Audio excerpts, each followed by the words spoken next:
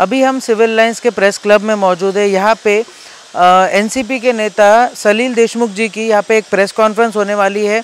देखते हैं इस press conference में किस तरीके के मुद्दे वो उछालने वाले हैं, किस तरीके के मुद्दे वो बताने वाले हैं, क्योंकि आगामी विधानसभा चुनाव से पहले ये प्रेस कॉन्फ्रेंस ली जा रही है। अब देखना दिलचस्प है कि सलील देशमुख जी क्या क्या चीज़ें इस प्रेस कॉन्फ्रेंस में बोलते हैं। उच्चस्तरीय बैठकीमध्ये मी आपल्याला सांगतो, महत्त्वाचं आहे, त्याच्यामध्ये फोटो पण आहे। उच्चस्तरीय बैठकीमध्ये त्याच्यामध्ये डीजी पासनं एसीएस पासनं सगळे पोलिसांचे वरिष्ठ अधिकारी उभे होते। सगळे मोठे अधिकारी जितके असतात टॉपचे ते अधिकारी असताना त्यावेळेसच्या गृहमंत्र्यांच्या केबिनमध्ये ते झाले आणि तिचे जीआर सुद्धा निघून गेला। आता हा जीआर निघाल्याच्या नंतर आपण पाहाल काही महिन्यांनी महाराष्ट्राची सरकार बदलली। महाराष्ट्राची सरकार बदलल्याच्या नंतर त्या ठिकाणी पुन्हा नवीन गृहमंत्री आले आणि ते तुमच्या नागपूर जिल्ह्याचे झाले। या सगळ्यांच्या माध्यमातून आम्ही पाठपुरावा केला आणि आज तुम्हाला सांगताना आनंद होतो की आज त्याचा पहिला टप्पा म्हणून 108 कोटीचं टेंडर्स लवकर त्या ठिकाणी आपल्या मदतीसाठी प्रसारित होणार। आणि हे सगळं होत असताना आपण आपल्या उघड्या डोळ्यांनी आपण पाहिलं, हिंगणा आज जे वसाहत आहे, आज जे हिंगणा वसाहत आहे तिकडे एसआरपीएफचं तिकडे एसआरपीएफ तिकडे आहे। या हिंगणाच्या वसाहतीमध्ये त्या ठिकाणी बरेच लोक आले। त्याच्यानंतर हिंगणाची वसाहत मोठ्या प्रमाणात वाढली। सत्ताधाऱ्यांनी कितीही त्रास दिला, सत्ताधाऱ्यांनी कितीही अडचणी निर्माण केले, सत्ताधाऱ्यांनी काही जरी केलं तरी या ठिकाणी आज आम्ही ह्याच्या टेंडर फॉर्मपर्यंत पोहोचून गेलो। याच्या त्या ठिकाणी आम्हाला अभिमान आहे। आमची सत्ता असते तर आमचे सहकारी रोहित पवार त्यांचं त्यावेळेस निघून गेलं। आमची सत्ता असते तर त्यावेळेस रोहित पवारांचं जसं एसआरपीएफ कर्जत जामखेडचं झालं, ज्याचं भूमिपूजन काही दिवसापूर्वी त्यांनी त्या ठिकाणी करून घेतलं, कारण की पूर्ण काम त्यांच्या मार्गदर्शनाखाली झालं। त्यावेळेसचे गृहमंत्री अनिल देशमुख असतील किंवा इतर कोणी असतील, सगळ्यांनी त्यांना त्या ठिकाणी मदत केलं। तशाच पद्धतीचं एसआरपीएफ आपल्या नागपूरमध्ये आज होऊन गेलं असतं, पण दुर्दैव की त्या ठिकाणी या भारतीय जनता पक्षाच्या द्वेषाच्या राजकारणामध्ये हे होऊ शकलं नाही। पण तरी हे थांबू शकले नाही, हे अडथळे निर्माण केले, त्रास दिला, सगळ्या पद्धतीचा त्रास दिला, सगळ्या पद्धतीच्या ग्रामीण भागामध्ये म्हणतो खोट्या टाकायचं काम केलं, पण त्या ठिकाणी हे थांबू शकले नाही। आणि या ठिकाणी आम्ही हे IRB 5 बटालियन मंजूर तर करूनच घेतलं, पदनिर्मितीसुद्धा केली, त्याचे व्हॅन पण आले, कमांडंटसुद्धा आले। लवकरच त्याचं पहिलं टेंडर 108 कोटीचं होऊन त्या ठिकाणी त्या कामाला सुरुवात होणार आहे। हे आम्हाला तुम्हाला सांगायचं आहे। हे जे प्रकल्प आहे हे नरखेड आणि काटोलसाठी अभूतपूर्व गेल्या इतक्या वर्षांमध्ये इतक्या काळांमध्ये आलेलं कदाचित सगळ्यात मोठं प्रकल्प आहे।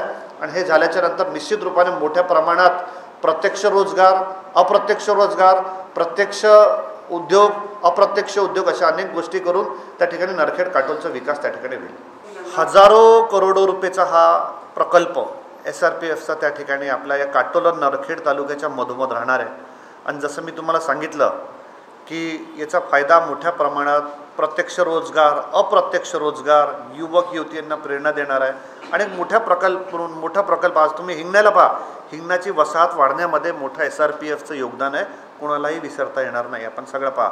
आणि हे सगळं करत असताना आम्ही पाठपुरावा केला। अनिल बाबू जेव्हा तुरुंगात होते तेव्हाच आम्ही लोकांच्यासोबत संपर्क ठेवला, आम्ही लोकांची सेवा तेवढा पोटतिडकीने केली। आम्ही हे विकास कामं त्या ठिकाणी आलं। 2 दिवस आम्ही काटोलला राहायचो, 2 दिवस आम्ही नागपूरला राहायचो, 2 दिवस मुंबईमध्ये या सगळ्या गोष्टींचा पाठपुरावा करत राहायचो। हे आता मला कोणाला सांगायची गरज नाही। कदाचित माझ्या ओळखणाऱ्या असल्यापैकी 95-99% लोकांना ही गोष्ट किंवा मुंबईपासून तर माझ्या गावापर्यंत ही गोष्ट त्या ठिकाणी माहिती आहे। आणि या ठिकाणी विकास कामांचा पाठपुरावा करून मोठे विकास प्रकल्प आपल्या भागात यावे, काटोल नरखेडमध्ये यावे, याच्यासाठी माझा शेवटपर्यंत त्या ठिकाणी प्रयत्न राहील। या ठिकाणी सांगताना आनंद होतो की या नरखेड काटोलसाठी अभूतपूर्व प्रकल्प, जेणेकरून नुसतंच नरखेड काटोल नाही तर अवतीभोवती असणारे पूर्ण तालुके, मग ते काही वर्धा जिल्ह्याचे असतील, काही अमरावती जिल्ह्याचे असतील, नजीकला लागून असलेले मध्य प्रदेशचे असतील, या सगळ्यांना त्याचा एका मोठ्या प्रमाणात फायदा होणार आहे। असं एक बटालियन एसआरपीएफचं ज्याला आपण म्हणतो सोप्या शब्दात, हे त्या ठिकाणी मंजूर तर मागील काळामध्ये अनिल देशमुख गृहमंत्री असताना झालंच, त्याचा जीआर सुद्धा निघाला।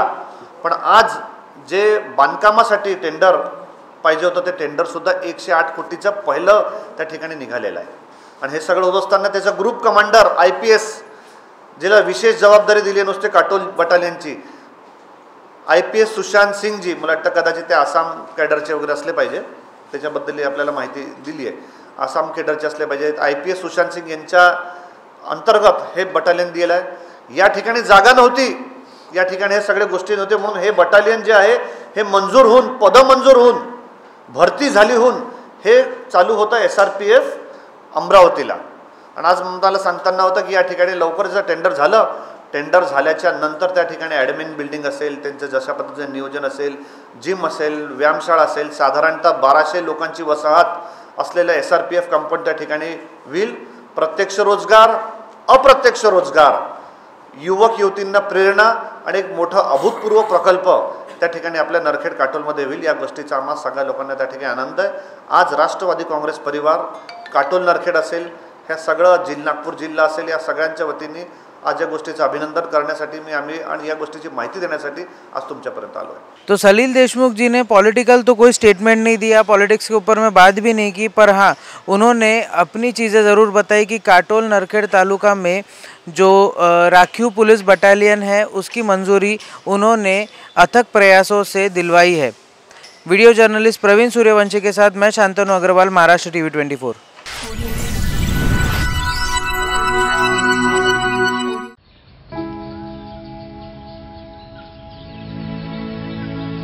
तू ग हे कुठून आणला साडी पण वाह छान दिसते की. हो, सरकारनं 1500 रुपये चालू केले दर महिन्याला. आणि लय दिसायची इच्छा होती म्हणून हा सदरा आणि ही साडी घेतली. आणि पुढच्या महिन्यात परत पैसे आले ना मग छोटीला फ्रॉक आणि आपल्या कपिलेला माळा घेणार आहे. बर. राज्यातील भगिनींच्या सन्मानार्थ महाराष्ट्र शासनाची मुख्यमंत्री माझी लाडकी बहीण योजना महाराष्ट्रातील प्रत्येक पात्र महिलेच्या बँक खात्यात दर महिना 1500 रुपये जमा होणार. सन्मान बहिणींचा, सन्मान महाराष्ट्राचा.